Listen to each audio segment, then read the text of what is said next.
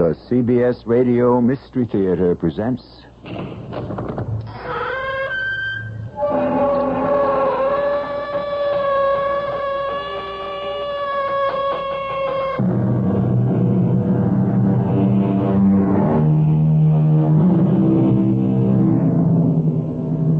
Come in. Welcome. I'm E.G. Marshall. The desires of the heart are as crooked as corkscrews, said the late W.H. Auden. He may have had love in mind, or hatred, or just about any emotion we're capable of, for the observation applies to them all. And considering how devious our desires can be, it would behoove us to be always on our guard, even with those closest to us. On the other hand, without trust, we would all go mad. A perplexing dilemma, and one that surfaces one way or another almost every day of our lives. Eleanor, what are you doing here? You know very well why I've come. No. I know what you tried to do, Bert. What are you talking about? Don't play innocent with me. I have proof. Proof? Where? Well, in my mind, my memory. I remember what happened. And I know you'll try to do it again, won't you? Won't you?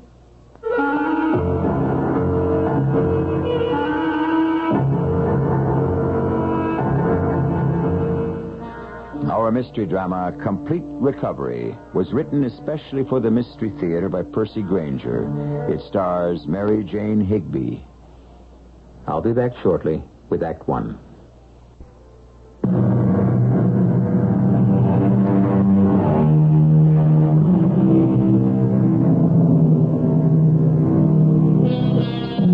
Henry James was once discussing the sound of the English language, and he maintained that our loveliest sounding phrase, irrespective of meaning, was summer afternoon.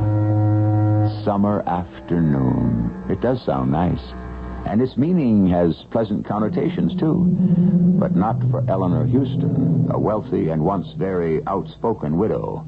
To her, summer afternoons had become nightmares. We're in a sanatorium in a Gulf Coast city in the deep south. Oh, Doctor. Yes, Miss Carter? Would you hold the door for me while I wheel Mrs. Houston out onto the sun porch? Oh, surely. Oh, thank you. Here we are, Mrs. Houston. Another beautiful day. Not a cloud in the sky. Why are you taking me outside again? Don't you understand? I don't want to go out. Let's park her over near the edge where she can feel the breeze coming in off the Gulf. How is she today? The same. Still no sound and no movement. It gives me a headache. The sky. I can't stand all that blue. We've had her under treatment and observation for 6 months, and there's not a thing in the world wrong with her, physically. The fractured ankle she suffered from that hit-and-run driver is all healed, yet she seems totally paralyzed. Oh, here we are. I talk to her constantly. You know, I almost think she can hear me. Sometimes she even looks as if she's going to respond, and then nothing. Of course I can hear you. Don't leave me here. Oh, my head is throbbing. The blue sky is making it hurt. I'd rather die than endure this. Oh, you're going away. Don't leave me here. If only there was some way to get through to her. I'm convinced she's using this paralysis as a defense. She's afraid of something. You can see it in her eyes. Something she doesn't want to face. You don't think it's just the trauma of the accident? No, it's got to be more than that. Otherwise, why wouldn't she want to recover? Doctor, look. Her hand. I think she moved it. Keep voice down. Don't startle her. There. You see? Yeah, she's trying to wheel herself forward. No. She's rolling straight towards the fire escape. Stop her. Stop her, nurse. I can't. She's going over.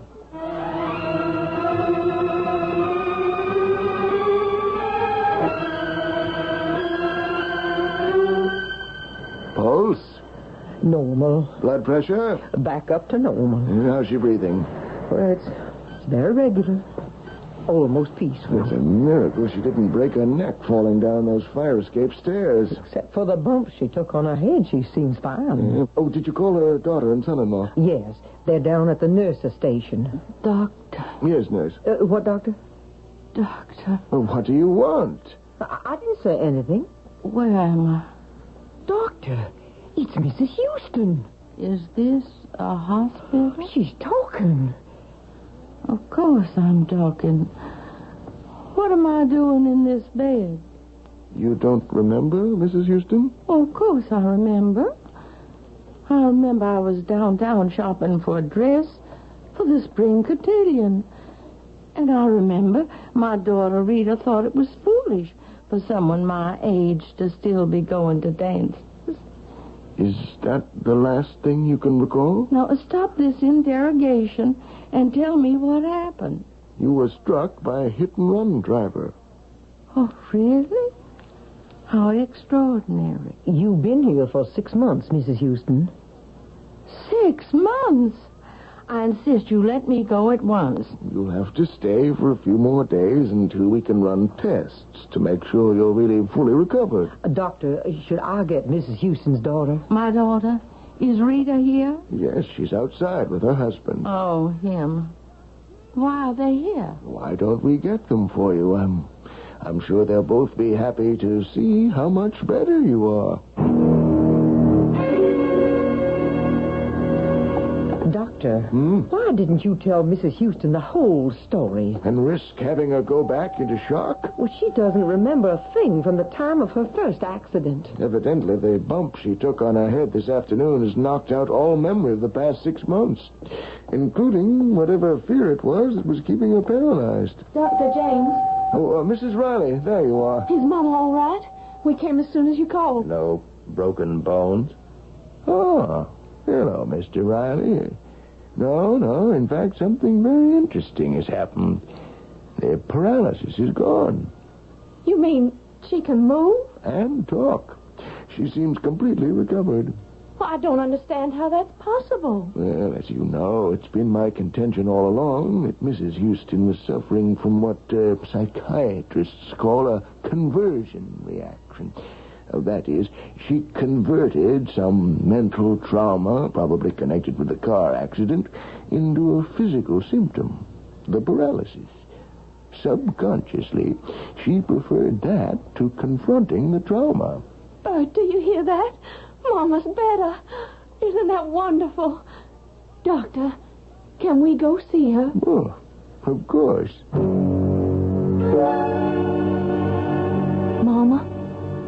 Mama? Rita, tell them to let me out of here. Oh, Mama, y'all better. Hello, Mother Houston. Now, I've told you 100 times, Bert Riley, not to call me that. Just because you're married to my daughter, that does not make you part of our family.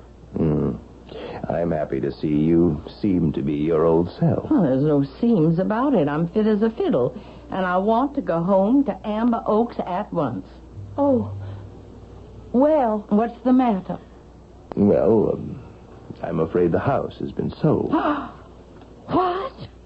Mama, it was so big and so expensive. Amber Oaks is my home. Our family home. The doctors didn't think there was much hope of your ever recovering. Who gave you the right to sell it? Well, the court did. The court. What business it is of theirs? Well, Bert was appointed trustee for the state, Mama, because of your condition. He is a lawyer. Of course, if you're fully recovered, everything will be turned back over to you. If I'm recovered, of course I'm recovered. What about Amber Oaks? Well, we can get you a real nice apartment here in town. And the money you made by selling it? What have you done with it? It's all been soundly invested. I want to see the papers. I want to see everything. Please don't get mad, Mama. Everything is all right. Bert only did what he saw fit. Of course. Only what he saw fit. Well,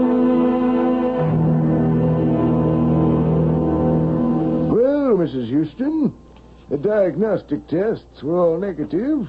We can release you today. It's about time. There's one thing, though, I think we ought to discuss before you go. You mean that nonsense about my having been psychologically paralyzed? Mrs. Houston, it could be quite serious. Why? You just said my recovery was complete. Yes, but whatever caused your fear is still there. Even though you have no conscious recollection of the past 6 months, at any moment, something could trigger a relapse. What could? Almost anything. A word, a smell, a thought, something you see. Mrs. Houston, there is something inside you that could kill you. Something you're so terrified of, you've blocked it from your conscious mind. I'm not afraid of anything, Doctor. I've never been afraid of anything in my life. And I certainly have never been terrified.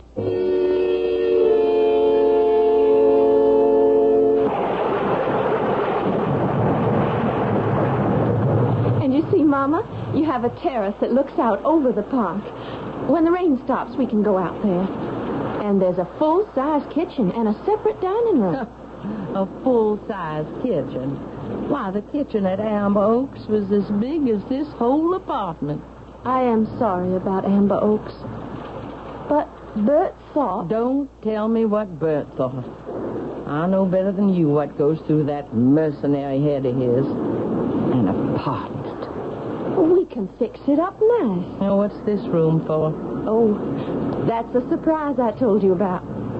Amber Oaks is gone, but I found someone who's going to make you feel at home. Mrs. Collins, you can come out now. Hello, Mrs. H. Amy, our old cook. I called her yesterday, and she agreed to come live here and work for you just like before. Oh, Mama, what's the matter? Oh, why? Mrs. H., what's wrong? Mama. Oh, she fainted.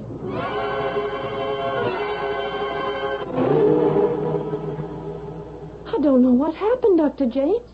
She just passed out. Oh, where is she now? We got her into the bedroom over there. Good.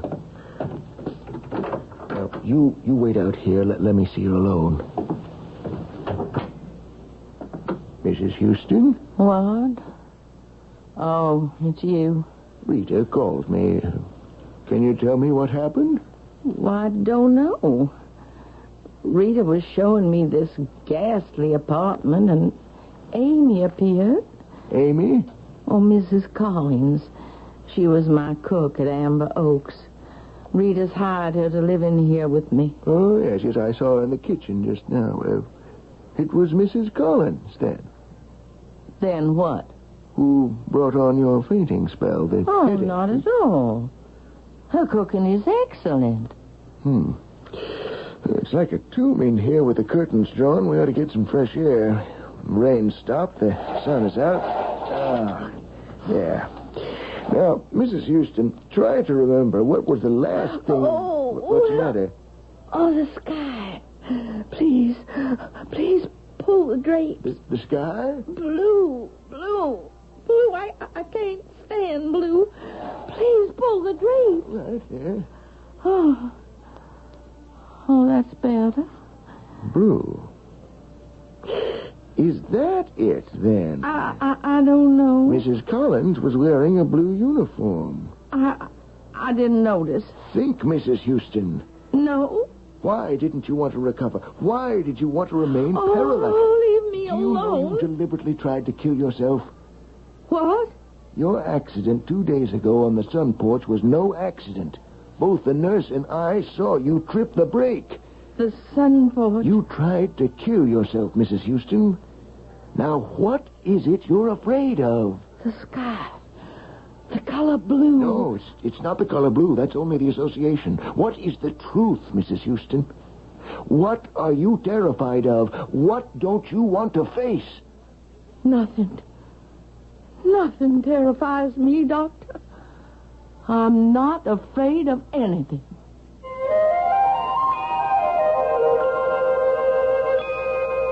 The essence of man, said a great mystic philosopher, is the effort he makes not to die, to persist in his own being. This effort can take many forms. from the building of empires to the procreation of children.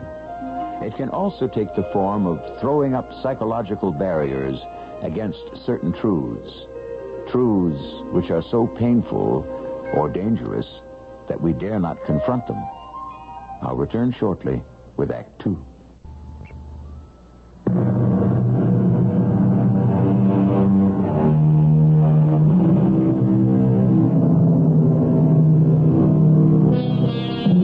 There's a lot written these days about how we can all be our own best friends. Would you say that Eleanor Houston is following this advice?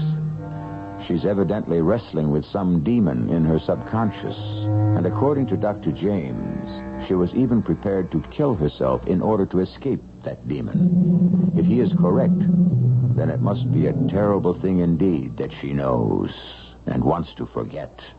How's Mama, Doctor? Is she going to be okay? For the time being, yes. But for how long, I can't say.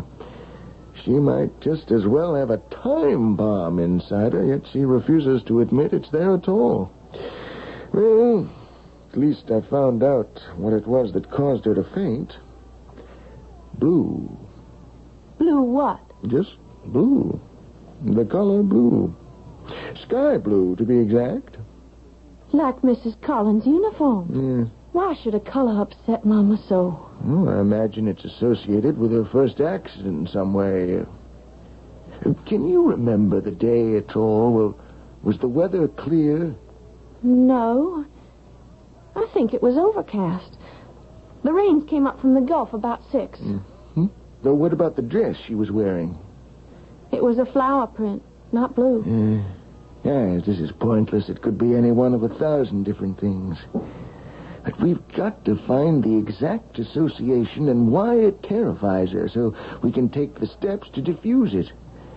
Otherwise, she could have a complete relapse, or worse, at any time. Is there anything I can do? For the time being, I suggest you get her a pair of sunglasses. She thinks sunglasses look cheap. She'll never wear them. Well, she has to, Rita. She has to. How are you feeling now, Mrs. H? Oh, I'm all right. Is Rita still here? No, she's gone home. I brought you some lentil soup. Just set it down. No, I won't just set it down. You're going to drink it. Are you going to start bossing me around again? Well, you're no good to yourself on an empty stomach. All right, all right. Give me the silly thing. Now, you know you'd like it. My Matt, God rest his soul, said it was a meal in itself. Mrs. H! Oh, my head. What is it? Stay away from me. Now, don't you move. I'll get somebody to clean up that soup. I'll just use a towel here from the bathroom. Don't you worry about a thing. I'll have you clean in a jiffy. Mrs. H. Mrs. H, where are you? Why, she's gone.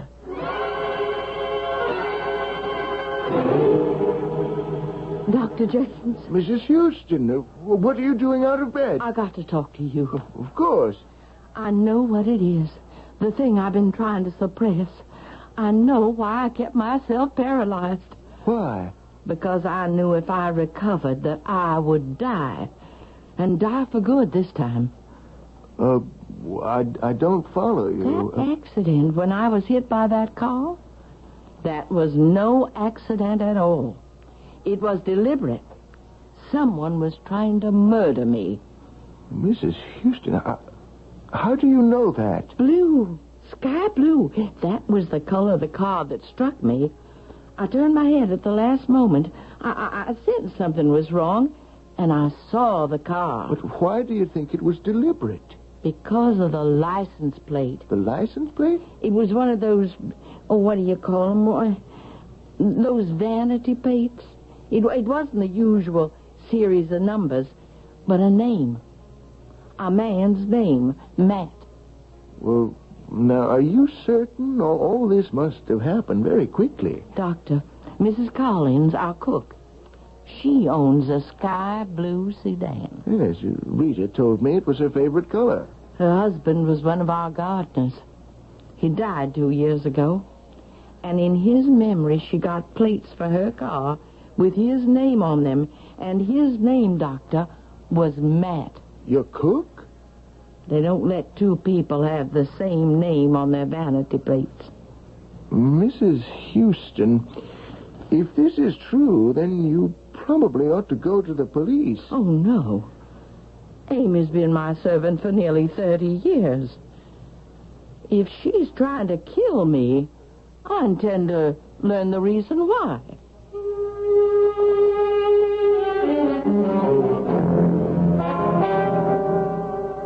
Mrs. H., you're home.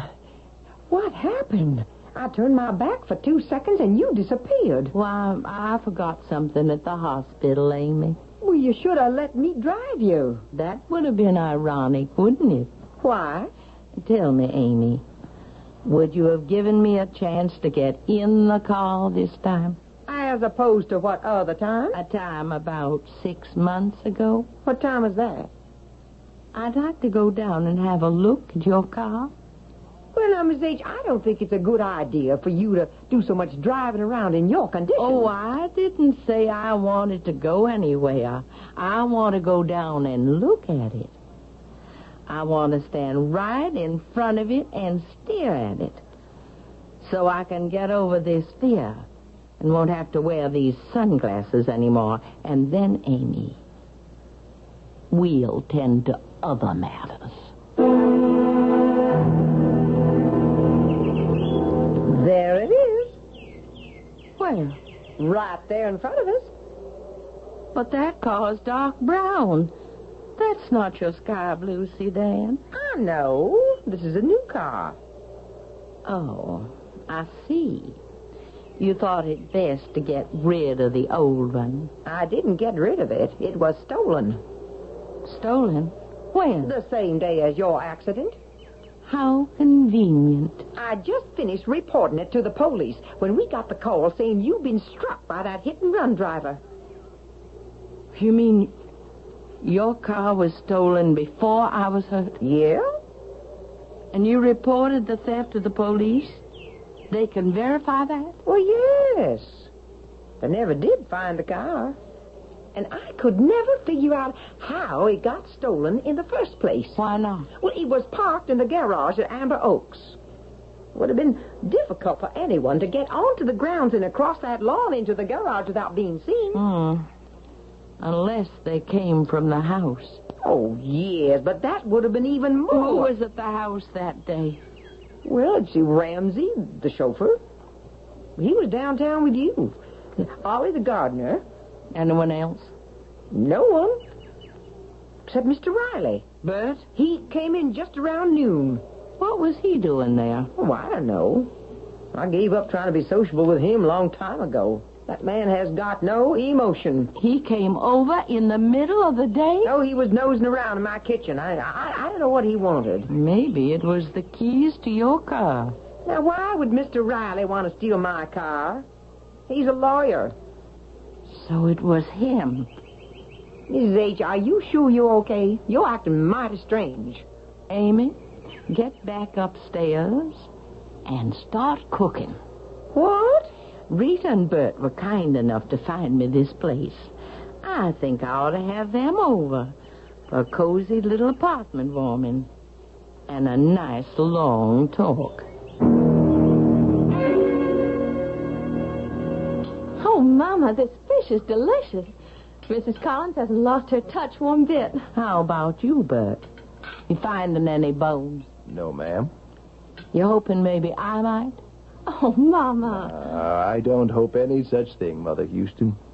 Cease taking that presumptuous familiarity with me, sir. Well, we can sure tell Mama's made her recovery, can't we? Is my estate back in my hands now? I've started the proceedings. How much did you make from the sale of Amber Oaks? I made nothing. The estate grossed close to $2 million. Where's the money now?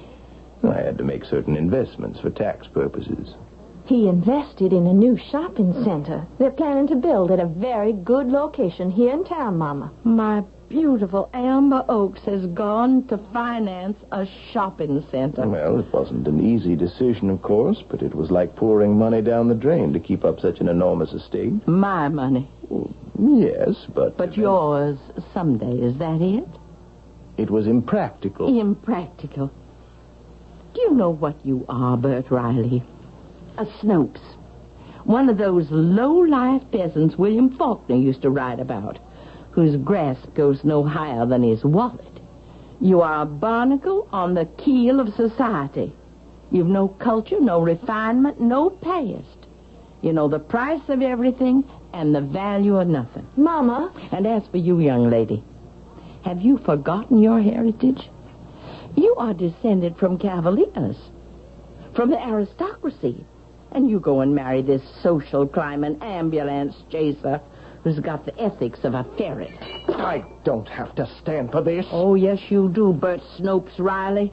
And you'll have to go on standing for it as long as I'm alive, however much you might wish it otherwise. Mama, what are you saying? Oh, Bert knows what I'm saying, don't you, Bert?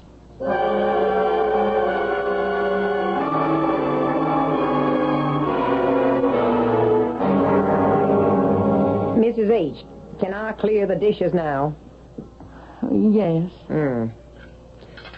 Mr. Riley sure stormed out of here in a bad mood. Mrs. Riley didn't seem none too happy either. Mrs. H., were you implying that you think Mr. Riley tried to kill you?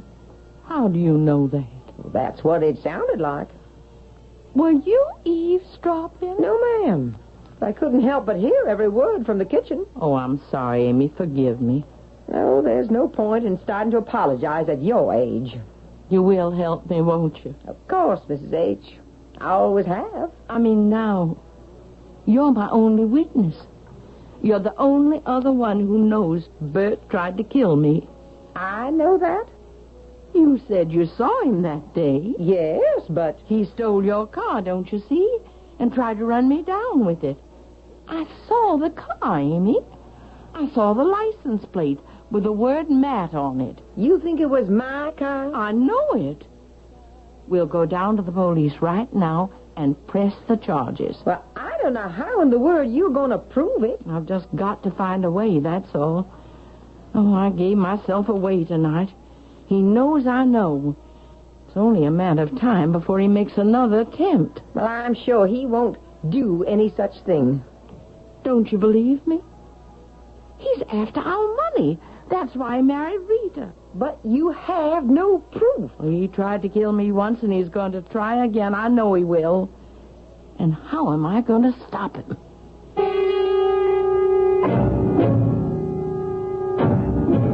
It has been said that we prefer misfortune to non-existence. Eleanor Houston certainly suffered the former, and now seems faced with the possibility of the latter. Did her subconscious keep her paralyzed all those months for her own protection? Has she indeed gone from the frying pan into the fire? Or are her suspicions merely another example of her cantankerous nature? We'll pursue the matter to its surprising conclusion when I return with Act 3.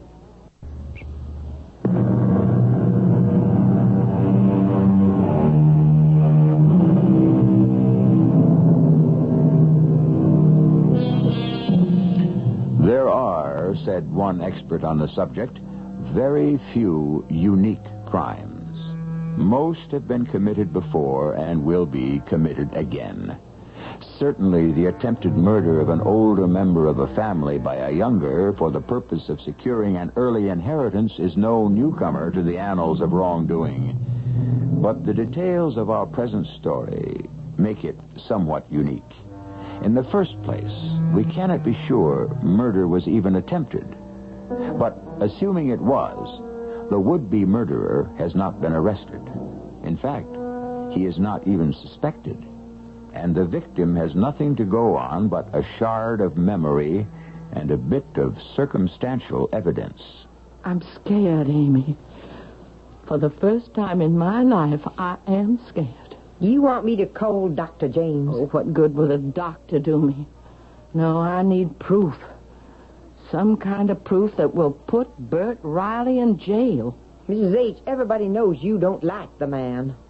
Now, what's that supposed to mean? Well, I know you're upset by that sale of Amber Oaks, but that was an error in judgment, not a crime. It was no error. Well, I'm sure if he did anything illegal, your lawyers will discover it. Are you patronizing me? Now, I won't stand for that. Mrs. H., let me call the doctor. Out. Leave. I don't need you to live here hovering over me. I'm not an invalid, and I won't be treated like one. I'm descended from the heroes of the Confederacy, and I'm perfectly capable of fending for myself and protecting myself.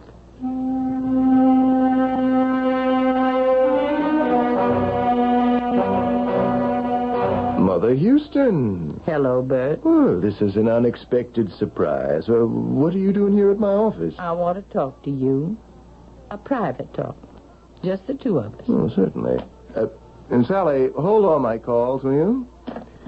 Now, we won't be disturbed. I want to talk to you about last night. Last night? You do remember you and Rita came to dinner, don't you? It was a very lovely evening. A very lovely evening. Oh, I know there was a little unpleasantness, but that's to be expected in families. Bert, I want to make a deal with you. A deal? I want you to divorce Rita. I'm not sure I'm following this. I want you to divorce my daughter. Is my language too straightforward for your legal mind to comprehend? Now, you know I'd do anything I could for you, but... You mean anything you could to me, don't you? Well, no, You listen to me, Bert Riley. I know it was you who stole Mrs. Collins' car. You followed me downtown, and you tried to run me over. Once I'm gone, my fortune goes to Rita, and we both know that means it's as good as yours. But I'm not easy to kill, and I don't plan to die, not for a long, long time. These speculations of yours are totally unfounded. I don't know what you're talking about. Like I said, I am willing to make a deal. You divorce Rita, get out of our family, get out of this town. And I won't go to the police. The police? To press a charge of attempted murder. Is that really what you think? It's true, isn't it? You've never liked me, Mrs. Houston. I don't have a distinguished family. No bloodline I can trace back. But I've worked my way up from nothing. And I hope that someday I'll earn your respect. My respect? What were you doing at Amber Oaks the day of my accident? I wasn't there. Mrs. Collins saw you. She must be mistaken. She said she spoke to you. She must be mistaken. Admit you tried to kill me. The only thing I'm killing at the moment is time. And, Mrs. Houston, in my profession, that is a valuable commodity. I'm afraid you will have to excuse me. You're going to try to kill me again, aren't you? Aren't you? When, Bert Riley? When?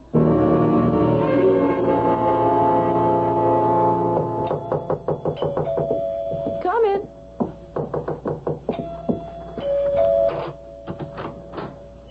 Mama. Can I come in, Rita? Of course. What's the matter? I've got to talk to you. Well, can you stay for dinner? Bert will be home in a couple of hours. I don't want him to see me. And he mustn't know I've been here. Do you understand? I've just been to see him. Well, what's wrong? You're perspiring. Rita, darling, I've got to ask you a favor. As a mother to her daughter. To her one and only loveliest child. You see, I dismissed Mrs. Collins. What? Oh, she's an impossible old woman. But I know I can trust you. Trust me. I want you to come live with me. Come back. We'll fix up the apartment. It'll be just like living at Amber Oaks again. Oh, well, not quite, of course, but we could make it like old times. Mama, what are you talking about? You want me to leave Bert? There. You see what a clever girl you are. Yes, that's exactly it. I can't do that. Of course you can. You must. I'll call Mrs. Collins and try to patch things up. No. But I can't leave Bert. Why not? He doesn't love you. He does so. I need you, Rita. I'm all alone. And I'm in danger. I'm in terrible danger. Your husband tried to kill me. Bert? Yes. That accident was no accident. He stole Amy's car and he tried to run me down. And he'll try again. He wants our money. That's why he married you. Mama, stop it. You have put me down all of my life, and I am not going to stand for it anymore. Rita? Never have you given me credit for anything. Oh, no, darling, that's not true. Why do you hate Bert so much? So what if he doesn't have a fine pedigree like our illustrious family? The important thing is he's ambitious and he works hard.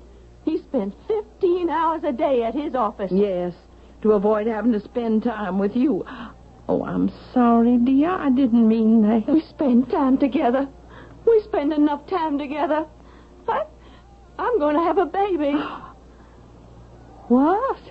I wanted to tell you last night. You are pregnant? Marrying Bert was my decision. And getting pregnant was my decision. I'm living my own life now. So stop trying to interfere. Do you understand me? I do try to understand, Rita. I do. Oh, but you're my last hope. No one believes me. I'm sorry. I'll go now. Oh, please don't tell Bert I was here. Don't tell him I told you anything. For your own safety.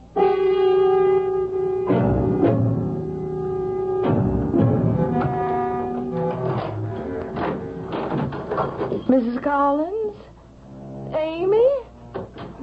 Please be here. Please. I need you. I'm afraid. Amy? She's gone. The things are gone. I'm alone. Oh, what am I going to do?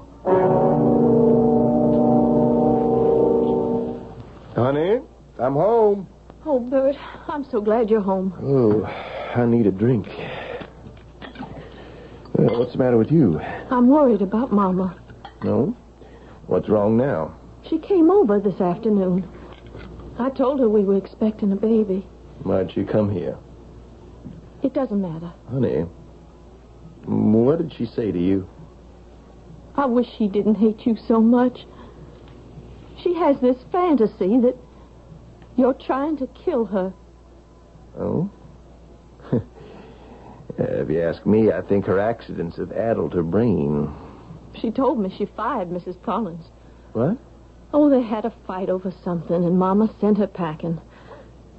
Maybe I should go spend the night with her. Oh. No. Now, she can take care of herself. But she's all alone in that apartment. What if she has another accident?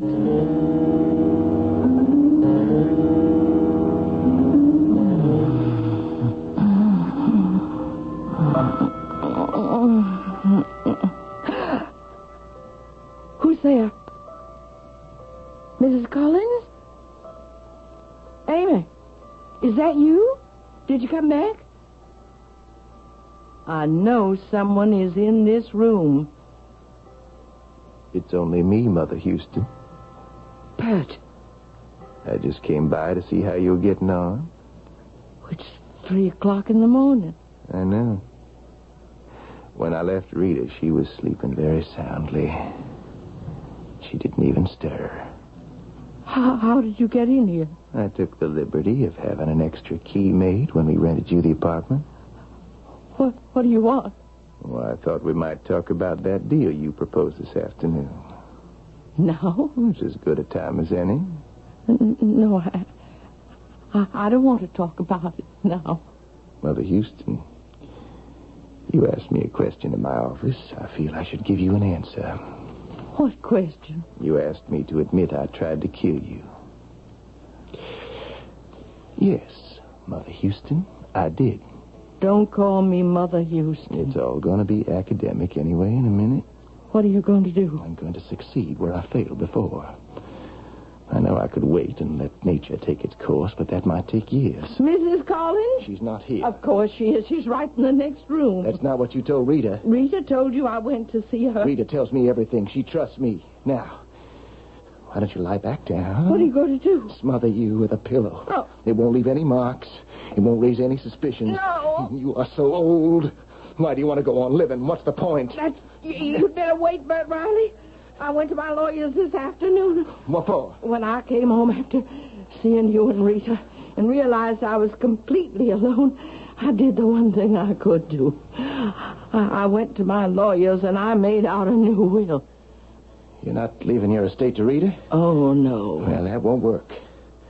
We'll simply contest the will. You don't have to do that, Bert. I am leaving everything to you. Me? As soon as I die, you'll get the entire Houston estate, all quite legally. Of course, it's going to look very suspicious. Everyone knows I despised you. Questions are bound to be asked, aren't they? A great many questions. Nothing can be proven. Maybe. Maybe not. Oh, that's very clever. All right, then. I will have to let nature take its course. But I'll get it eventually, won't I? Because you don't dare change that will back. Well, good night, Mother Houston. No. No, I don't dare change it back. What? Don't worry, Mrs. H. He's gone. Amy? Oh, Amy, what are you doing here? Oh, you know I couldn't leave you. Did you just come back? Oh, no. I came back several hours ago. I was going to greet you in the morning with a nice breakfast. So you were in your room? Yes. And it's a shame they don't make buildings the way they used to. I didn't mean to eavesdrop, but I am afraid I heard every word Mr. Riley said. Well, what are you standing there for like a dumbstruck schoolgirl? Call the police. I already have.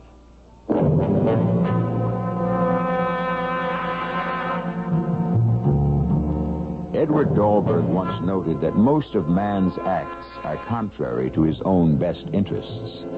He spoils his own good fortune because he cannot wait for it. Had Bert Riley been content to wait, he could be a rich man today, instead of behind bars. But we are what we are, and all too often we find love is at war with personality. I'll return with a final word in a moment.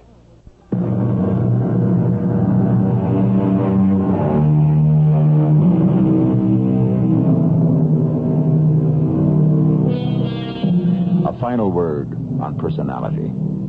Bert Riley almost succeeded in his second attempt to kill Eleanor Houston, and one of his biggest allies was the old woman herself. Her domineering and melodramatic nature served to obscure from Amy and Rita the very real danger she faced. But at the crucial moment, it was her personality which also saved her. That and a bit of luck. Our cast included Mary Jane Higby, Joan Shea, Russell Horton, and Jada Rowland.